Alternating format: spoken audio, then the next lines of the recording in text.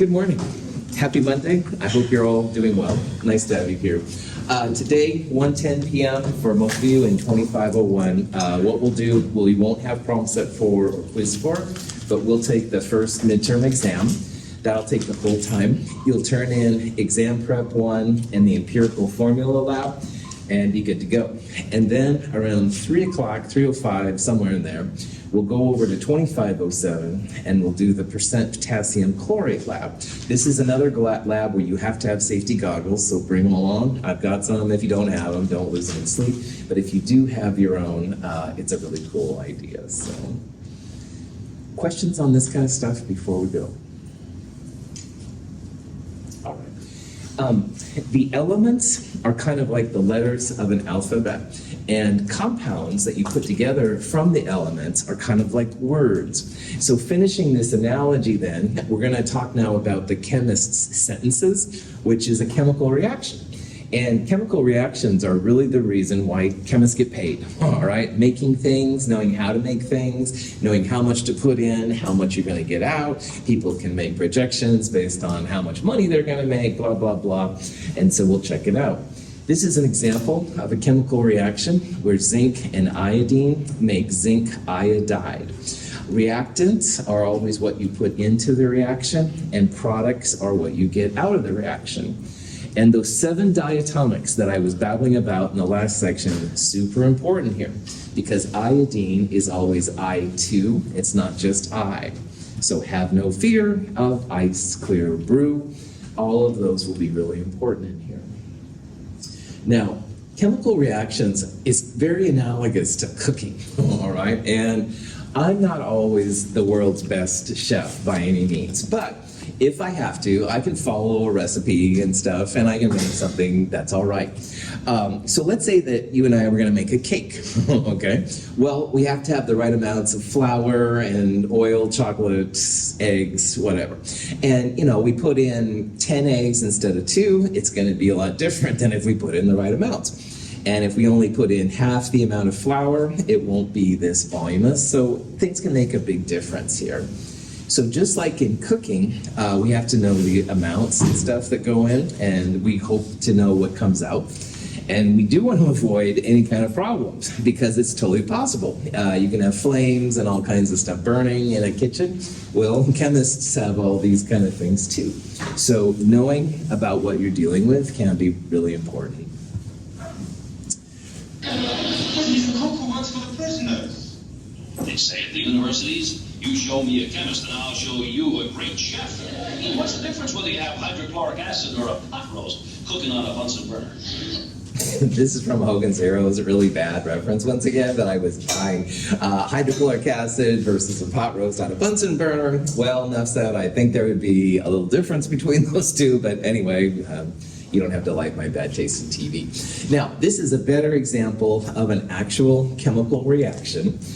This reaction is aluminum metal reacting with oxygen gas to make aluminum oxide. Now, these are elemental versions of these compounds. Aluminum by itself is not a diatomic, so it's just Al. And oxygen, though, is one of the have no fear of ice clear brew. So we'll put an O2 next to it. And these two combine to make the compound aluminum oxide. And we've seen how aluminum is one of the fixed charge metals, always positive 3. And oxygen with a metal is going to have 6 minus 8 minus 2. So it's Al2O3. But there's some additional information in here that we can start gleaning out. First of all, there's always going to be some kind of an arrow. To the left of the arrow are the reactants, like what you put in. So if it was a cake, it would be flour, eggs, oil, chocolate, whatever. On the other side of the arrow, we have what are called the products, and that's what you're going to get out. So if we were making cake, of course, the cake would be the product, all right? So unlike a cake, though, you certainly wouldn't want to start eating any of these by themselves. Aluminum metal is like in aluminum cans and stuff. Oxygen is what we're breathing, and that's good, but it's nothing to eat. Aluminum oxide, kind of a wafy white solid. But there's other stuff too. These numbers in front are super important. Now, in a cake, maybe you'd have like 2 eggs and 4 cups of flour, something like that. And those numbers help you to know how much of them you put in. Well, these numbers are super helpful for chemists too, and they're called stoichiometric coefficients. And you'll never have to spell stoichiometry or stoichiometric, but they just refer to how much you put in, okay?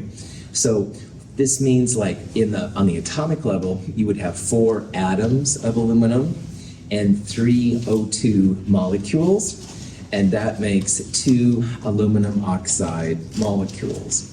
So that's what they mean on the atomic level, which is kind of cool. The subscript, or it's not subscripts, but to the right of it, you will often, but not always, see these states of matter. S is, of course, solid. G is a gas. So aluminum as a metal, a solid metal, is going in with the oxygen gas, and aluminum oxide that pops out, of course, is a solid. Now, sometimes you'll see L for liquid. So if you had some liquid water running around, that would be cool. And sometimes you'll see what we talked about a little bit in the nomenclature lab, AQ, and that means aqueous, so something dissolved in water. And those 4 states will pop up. You won't always see them, but often you will if you have a good reaction. Any questions, Laura? Here's another example. Phosphorus is actually a tetramer, which means 4 of them appear at one time. You do not have to know that. I will always tell you that, but in the real world, that's what it is. Anyway, so phosphorus P4 reacts with chlorine. Chlorine is a diatomic. I do want you to know that. And it makes phosphorus trichloride. Phosphorus trichloride is a liquid. That little L right there, it's a capital L, or it's cursive L. Sometimes you see it that way. It's kind of cool. So there's the phosphorus in the solution. You're bubbling in some chlorine gas. A lot of energy comes out, and you end up with phosphorus trichloride.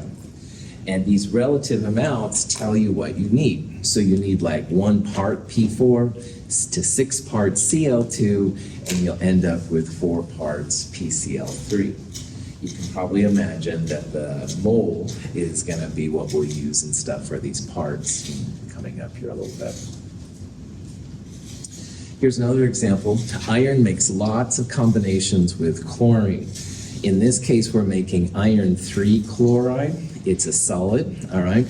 Iron metal is reacting here with chlorine gas to make the iron 3 chloride. And you can see there's 2 solids adding in some chlorine gas. Sometimes people want to know how you know if a chemical reaction occurs, and that's a great question. A lot of times a chemical reaction will have some kind of a heat change. Energy will come off, it'll feel hot. Energy will be absorbed, they feel cold sometimes too. In this case, you'd see a different kind of a solid being made. It looks a lot different than iron metal. You might see gas being evolved, like bubbles or something, if it was a solution. You certainly might see a color change. Sometimes it's hard to know, though, if a chemical reaction has occurred. We'll talk about these kind of things more here coming up, but you have to always be aware of if a reaction has occurred or not. So when you have a reaction, like the one making aluminum oxide, which is very energetic, lots of energy given off, there's 2 interpretations for it. And this equation right there means 2 different things. On an atomic level, it means so many atoms of aluminum are reacting with so many O2 molecules to make 2 molecules, in this case, of aluminum oxide. But molecules are proportional to moles. This is the thing about the mole. So if you have 4 atoms to 3 oxygen molecules, you can also say 4 moles of aluminum are needed for every 3 moles of oxygen. And that should give you then 2 moles of aluminum oxide. So like in the last chapters, you can use either way to think about it. Sometimes it's intellectually kind of cool to think about individual atoms moving around to make molecules, but more often than not, and the way the chemists get paid is they'll measure out so much aluminum. So many grams can be turned into so many moles. And if they have the corresponding right amount of oxygen going through it, you'll get out this many moles of aluminum oxide, which can be turned into grams, stuff like that. So we'll use this version a lot more than this one, but they do both work. And sometimes one version is kind of cool relative to the other. Mercury 2 oxide breaks down or decomposes readily when heated. If we were to weigh the compound before heating and compare its mass to that of the mercury remaining after the reaction, it would seem that decomposition causes a change in the system's mass. The product mercury would weigh less than the reactant. In reality, the decomposition liberates the reactant's oxygen atoms as gaseous dioxygen O2. All matter present before the reaction still exists after it. The reaction obeys the law of conservation of matter. So this is an important aspect of chemical reactions. And sometimes people had a compound, they'd heat it up, and the compound at the end had less mass than the mass you started with. And of course, some reactions, you start with so much mass, you add something to it, and you end up with more mass. But the important part here is that all the matter has to be accounted for. You can't make matter like disappear into a black hole, or you can't like sweep it under the chemical rug, all right, and make it go away. You have to know what's going on. And this leads to the most important part about chemistry probably of all. It's called the law of conservation of matter. Sometimes it's called law of mass action, same name, all right? But the law of conservation of matter just says that all the matter that goes in must be accounted for on the way out. You can't lose any mass. So in this example, by the way, the audio is a little wonky there. I'm not sure what's going on. But anyway, this was a mercury oxide compound. So you had individual mercury and oxygen atoms. And they heated it up. The O2 was released. These are the O2 molecules, and only the mercury was left. So initially, it would look like you lost mass because the mass after was less than the mass before. So the hip chemist has to know that, aha, the oxygen is being liberated. It's going off into the atmosphere. Welcome to the world of chemistry. So sometimes this chapter is seen as an accounting chapter. You have to know what goes into a reaction, and you have to account for all of it coming out. No, like making the matter disappear or anything like that. This guy, Lavoisier, was the person who first kind of figured this out. And Lavoisier is one of the first grade chemists. He was in France. He lost his head to the guillotine. He was on the wrong side of the French Revolution, and anyway, kind of a sad story. His wife supposedly helped a lot with his chemistry, though, which is kind of interesting. So Lavoisier came up with the idea that you have to have a balanced reaction. All the matter going in must be the same coming out.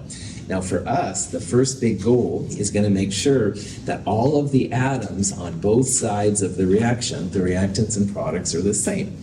So if you have 3 sodiums and 4 silicons, you'd better somehow have 3 sodiums and 4 silicons on the other side too.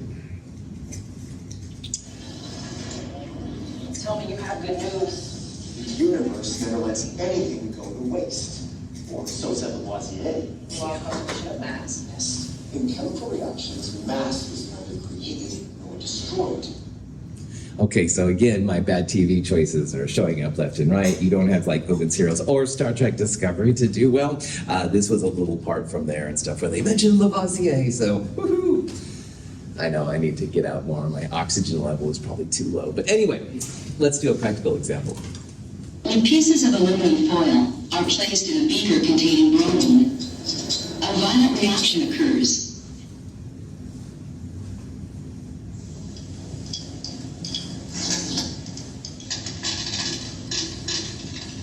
The elements react to produce aluminum bromide, which consists of 2 aluminum atoms for every 6 bromine atoms.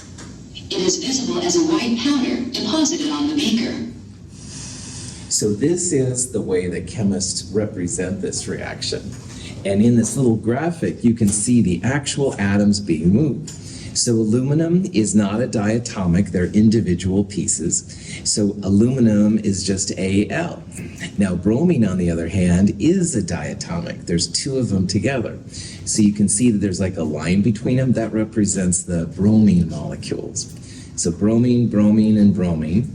And on the other side here, we have this aluminum bromide, what's called a dimer, 2 of them together.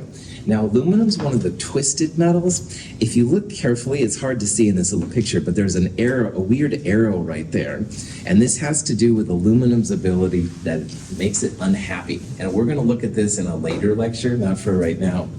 But instead of just AlBr3, this particular version actually makes two of these, or Al2Br6. Don't worry about that right now. Just realize this is the product.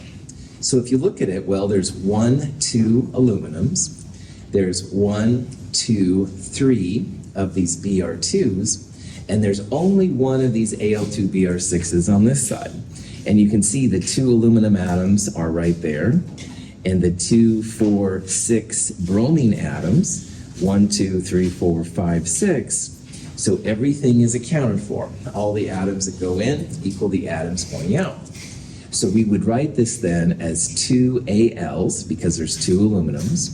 We'd write it as 3 Br2s, because there's 3 of those. And then only 1 Al2Br6 is showing. And notice that we don't usually show 1s right there. Lazy chemists want to keep it as simple as possible. If there's only 1, just leave it alone. Any questions? In the combustion of propane, a single propane molecule reacts with 5 molecules of O2 to produce 3 molecules of carbon dioxide and 4 molecules of water. So if this weekend you did any barbecuing, maybe garden burgers, whatever, anyway, if you did any barbecuing, you probably use what's called propane. We'll look at propane in Chem 222, but propane is C3H8. And this is an example of a reaction where the reactant reacts with oxygen and it makes CO2 and water. And the question is here, how many of these different pieces do you need? Like if you wanted to have a controlled reaction, what would go on? And notice here how there's 3 C's and only 1 C right here. And there's 8 H's and only 2 H's right here. So right away, you can tell that this reaction is not balanced. You don't have the same number of atoms on both sides. So in order to balance it, you never change this to like C3O2. This stays CO2. You can't mess with that. But what you can change is those stoichiometric coefficients on the outside. So I don't want to change CO2 to C3O2 or something like that. But what I can do, I need 3 carbons. So let's put a 3 right there. All right? And that will make your carbons balanced. You'll have 3 carbons on the product side and 3 carbons here on the reactant side. Now, I need 8 hydrogens, and water has 2 hydrogens. So again, they're not totally balanced. What number should I put in front of the water to make the hydrogens balanced? 4. Nice job. 4 times 2 is 8, and that's how many hydrogens I need.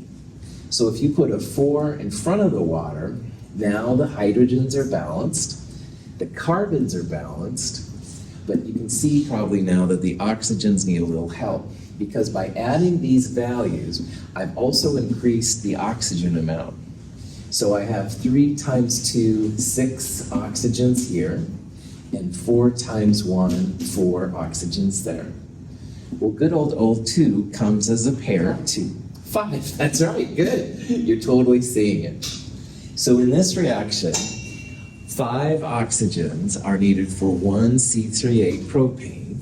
And at the other end of the problem, we're going to have then 3 CO2s and 4 waters.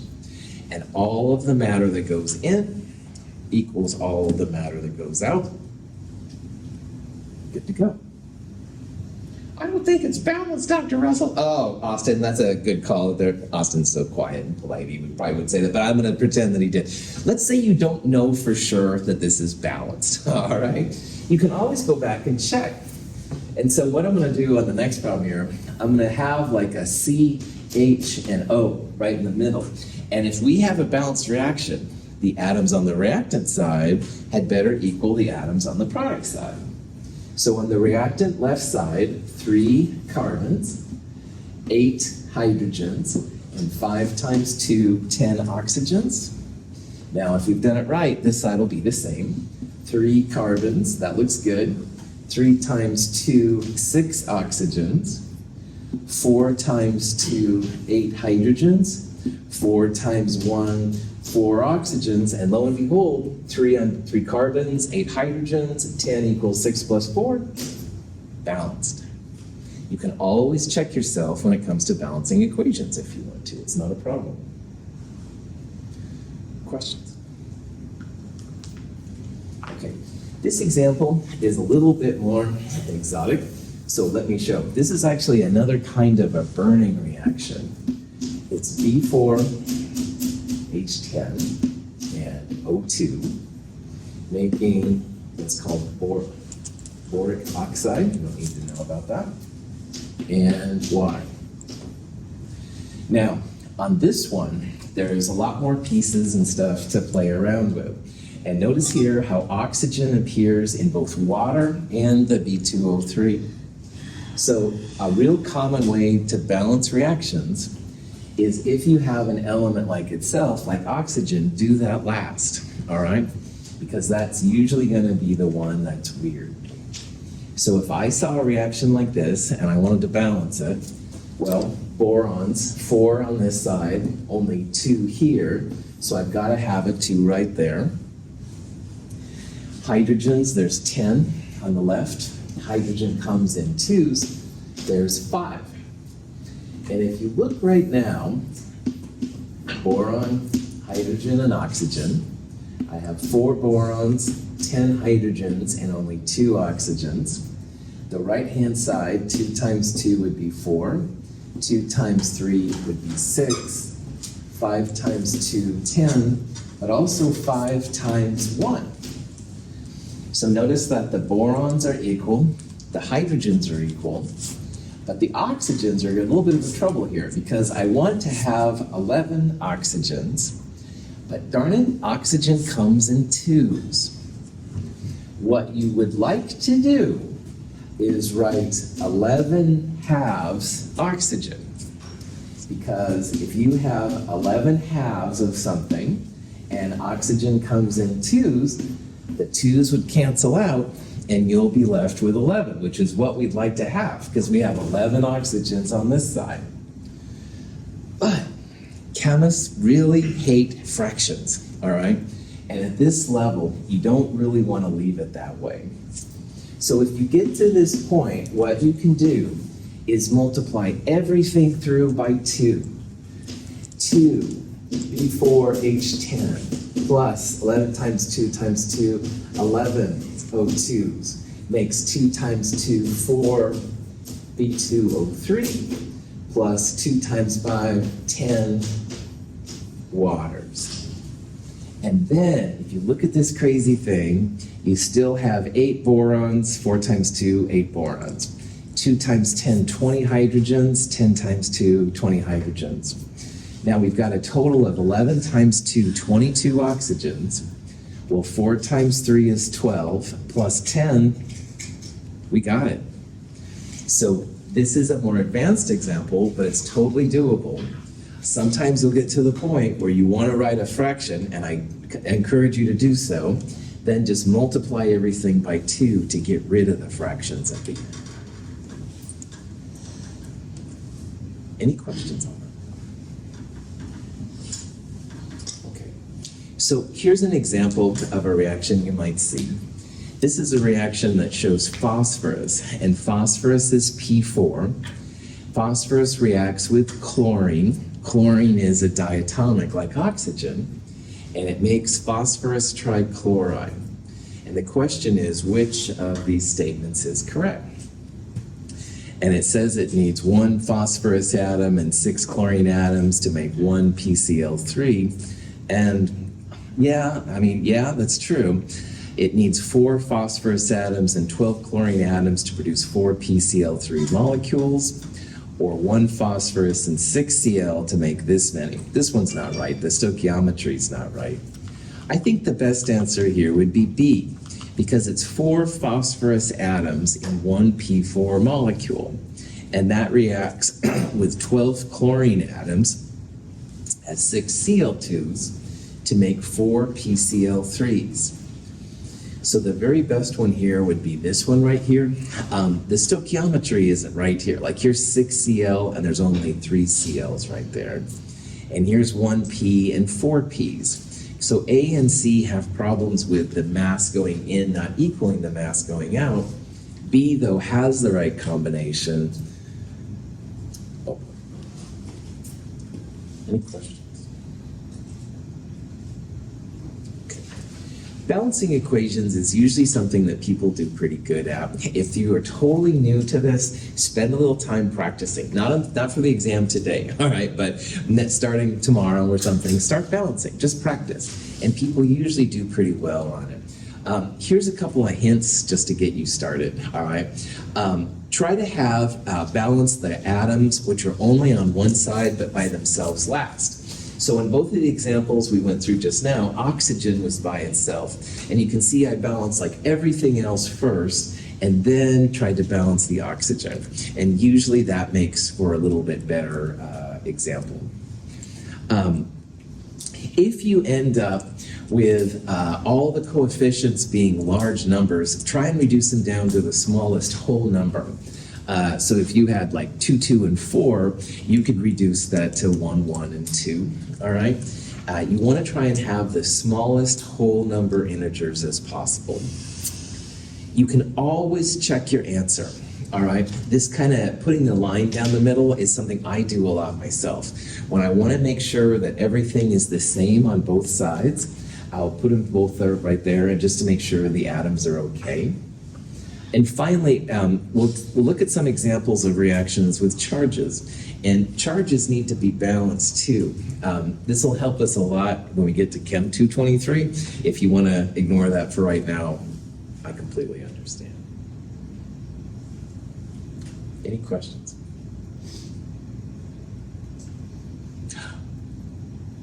Today, October 23rd, is Mole Day.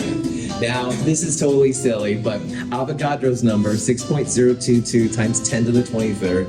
10 to the 23rd is like October 23rd, today. So from 6:02 a.m. to 6:02 p.m., chemists start celebrating.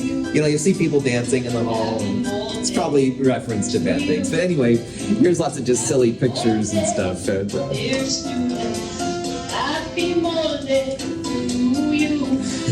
this video goes on for quite a while. That's 6.02 times 10 to the 23rd. Happy Monday to you. Anyway, I think that's enough of that. And anyway, today is Happy Mole Day. Celebrate. Don't throw tomatoes at me, please. Anyway, let's go off and talk more on this stoichiometry thing. Now again, stoichiometry is just a fancy name for making sure that all the matter that goes in must equal all the matter that comes out. All right, no lost matter. So in this case then, stoichiometry is really important for chemists because it helps us to understand where the mass is going or maybe where the mass is coming from. Conservation of matter, which is also known as law of mass action, is just stoichiometry exemplified. It just says, man, make sure that you know what's happening in your reaction. You'll see a whole variety of different reactions, lots of energy, color changes, stuff like that. But as long as you're following that law of matter going in equals matter going out, good to go.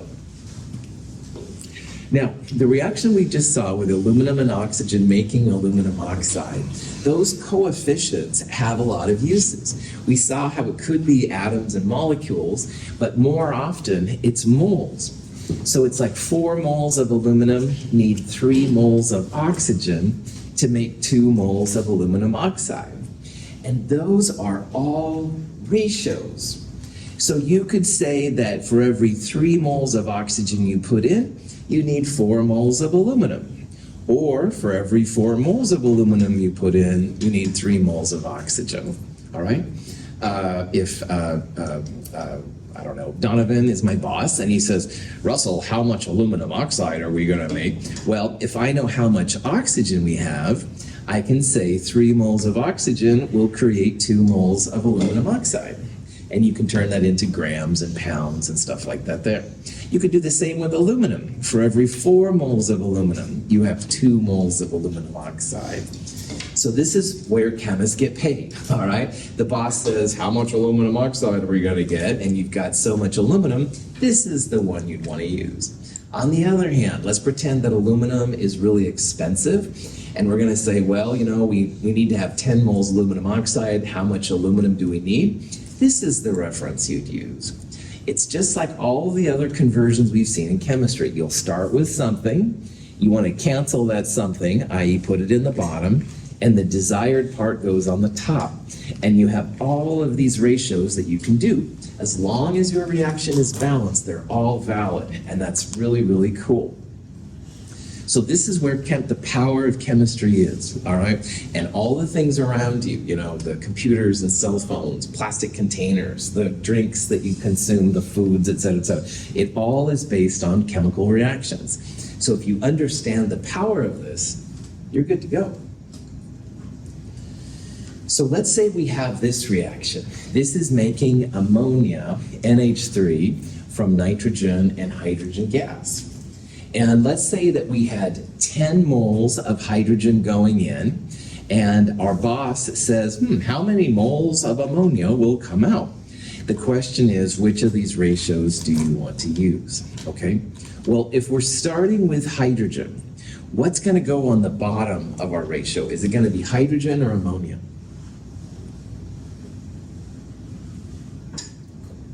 All of these reactions, what you start with goes on the bottom too, yeah. So if you're starting with 10 moles of hydrogen, you want to have the hydrogen be on the bottom, all right? So the 3 right there, 3 moles of hydrogen, that's going to go on the bottom. And what you want, in this case ammonia, is going to go on top. So we definitely want to use D down there. Remember, what you start with has to be canceled. This is how all these dimensional analysis problems work out. So 10 times 2 over 3, the 3 moles of hydrogen, 10 moles of hydrogen, the moles of hydrogen part will cancel out. We'll end up then with just moles of ammonia. So if you have 10 moles of hydrogen, that times 2/3, 6.7, whatever, that would be how many moles of ammonia you get out here. Questions? Okay. So ammonium nitrate is a real powerful chemical. It's used as a fertilizer. It's really good as a source of nitrogen and stuff like that. Unfortunately, it was also used in the Oklahoma City bombing. The Ryder truck or whatever that went in, filled with it, they let it off, huge explosion. Lots and lots of energy can be released from ammonium nitrate. But anyway, in this problem, what we're going to do is we're going to assume we have 454 grams of ammonium nitrate, which is 1 pound. And the question is, how much dinitrogen monoxide, N2O, and water are going to be formed? And the question is, what's the theoretical yield of products, which we'll talk about? Well, on a problem like this, all right, we know how much we're starting with, and we know that N2O and water are coming out. But what should be the first step in a reaction like this before we do any math? Balance the equation. Balance the equation, absolutely. You have to know for everything going in, how much is going to go out. Then you can start playing with those ratios and stuff. So if you do this, NH4NO3 is the only reactant, and N2O and water are the only products. Well, there's 4 hydrogens, and water has 2 hydrogens. So definitely you want to start off by putting a big 2 right there so that the hydrogens balance. And when you do that, 1 oxygen and 2 oxygens balance the 3 oxygens right there. 2 nitrogens, 2 nitrogens, balanced reaction. So the first step always is going to be to have a balanced reaction. Sometimes you're given it, but if you don't have it like here, that's always got to be the first step you do. From this now we can say the ratio of moles, so like 1 mole of this is going to make 1 mole of N2O, or 1 mole of this will make 2 moles of water. Okay. Next step, we have 454 grams. But the numbers here in front, those are moles. They're not grams, all right? So in this chapter, you need to start turning all the grams you see into moles. Now, we saw how to find the molar mass of a compound. Ammonium nitrate, add up the 2 nitrogens, the 3 oxygens, and the 4 hydrogens. The molar mass, 80.04 grams per mole. So if you want to turn the 454 grams into moles, 454 divided by the 80.04 number, you get 5.68 moles of ammonium nitrate. And this is all the moles that we have here of reactant. You're not going to make any more. In theory, you're not going to lose any more, stuff like that. So in this chapter, turn all your grams into moles. That's the next thing you want to do. Balanced equation first. Second thing, if you have any gram amounts, turn them into moles. Cool. Now that we have the moles of ammonium nitrate, we can turn them into moles of N2O or moles of water. And honestly, either one is totally cool. In this example, I think I went to water first, yep. So we're going to turn the moles of ammonium nitrate into moles of water. Now in this reaction, it says that 1 mole of NH4NO3 creates 1 mole of N2O and 2 moles of water. So in this part, if we want to go to water first, 1 mole of NH4NO3 that goes in should create 2 moles of water. So this 2-to-1 ratio is really important. Notice how in this reaction you have a 1 mole on the left, you have 1 mole of N2O and 2 moles of water on the right. So there's 3 moles on the right and only 1 mole on the left. The moles that go in are not necessarily equal to the moles that go out. The total grams go in equal total grams that go out. The total atoms you have on the left will equal the total atoms you have on the right. But the moles are not balanced. They're different numbers more often than not. They might be the same, but in this case, they are certainly not. So again, 1 does not equal 1 plus 2. Those stoichiometric coefficients are not balanced.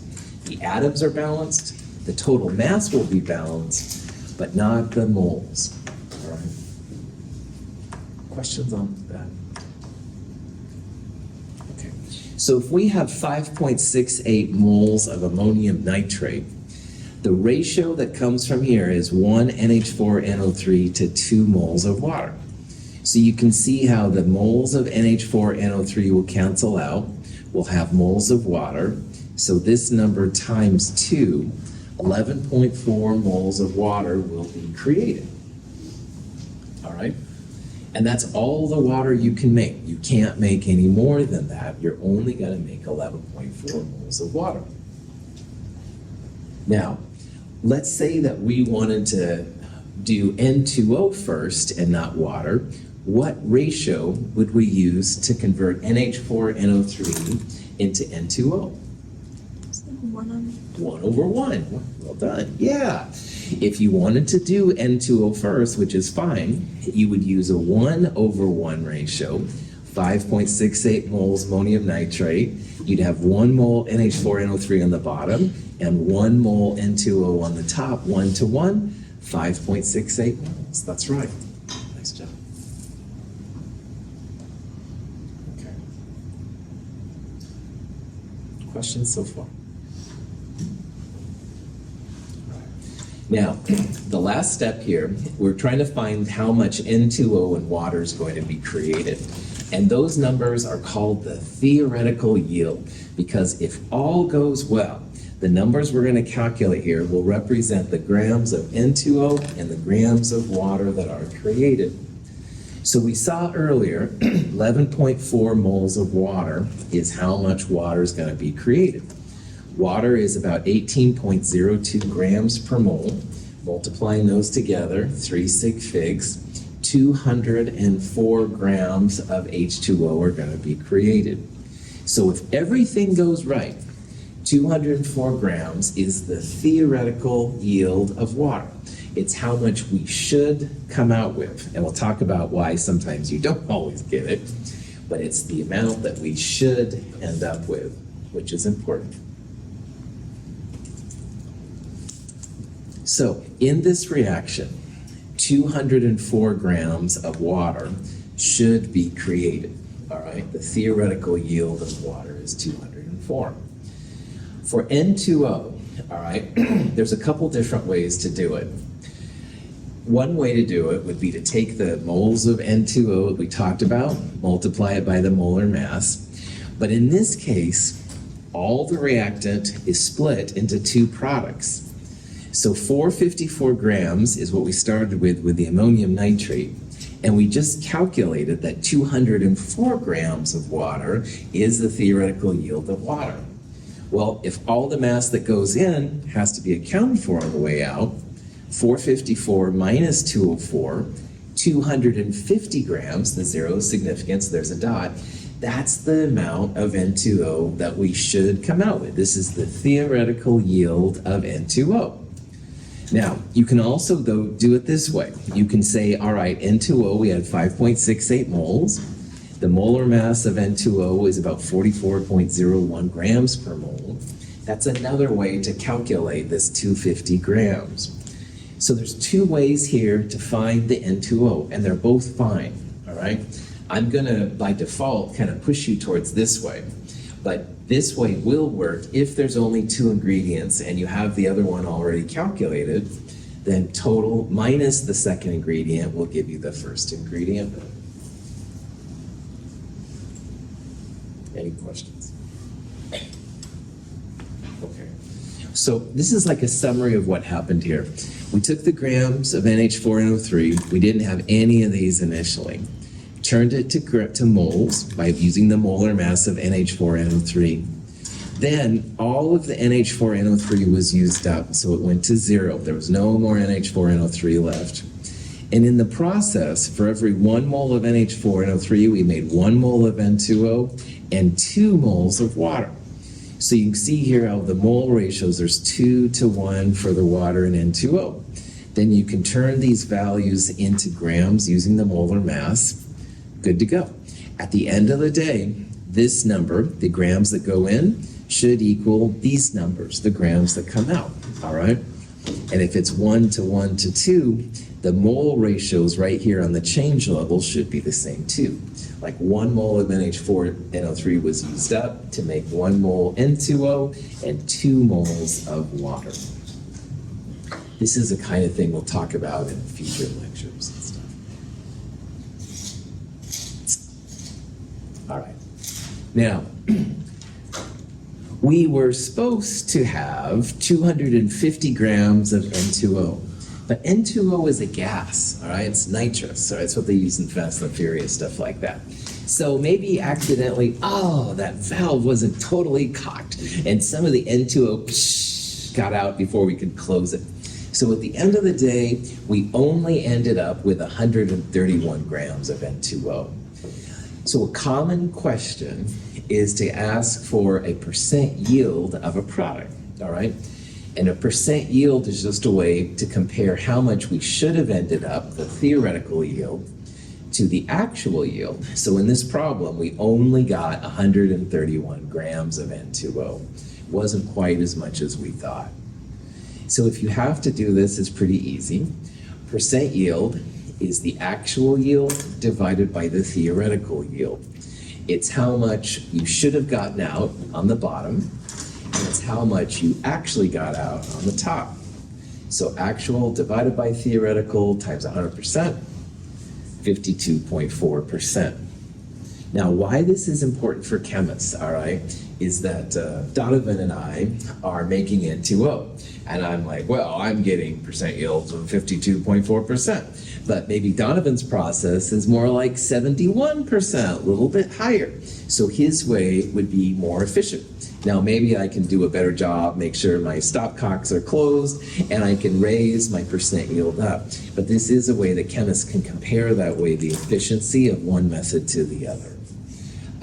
It shouldn't be more than 100%. Sometimes if the actual yield is wet or oxidized, empirical formula, then sometimes percent yields will be more than 100%, but usually it should be a number no bigger than 100%. It's very rarely equal to 100%. Okay, so actual over theoretical times 100% equals percent yield. So here's a question you might see. 74.0 grams here is the theoretical yield that we should have gotten out. But we actually only ended up with 29.1 grams of whatever this stuff is. So the question is, what's the percent yield? Well, percent yield, once again, actual over theoretical. So 29.1 divided by 74.0 times 100% comes out to be about 39.3%. Okay.